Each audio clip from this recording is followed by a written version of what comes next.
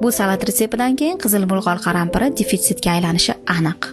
1,5 kilogramm qizil bulg'or qarampirini 190 darajada qizib turgan duxovkaga taxminan 30 daqiqaga yuboramiz. Pishib chiqqan bulg'orlarni po'stidan oson ajratish uchun idishga ustma-ust qo'yib, ustini strechlab yopamiz va 15 daqiqaga qoldiramiz. Bu orada marinad tayyorlab tursak bo'ladi. Buning uchun 100 ml o'simlik yog'i, 1 choy qoshiq tuz, 1 osh qoshiq shakar, 4-5 osh qoshiq limon suvi, 1 bog' to'g'ralgan kashinch ko'kati, 3-4 ta tish sarimsoq piyoz va xohishga ko'ra to'g'ralgan qalampirni ham qo'shib aralashtirib yuboramiz. Shu bilan marinadimiz tayyor. Dimlanib turgan bulg'or qarampirlarimizni po'stlog'idan ajratib, urug'laridan tozalaymiz va birma-bir idishga taxlab, har bir qatoriga marinaddan quyib chiqamiz.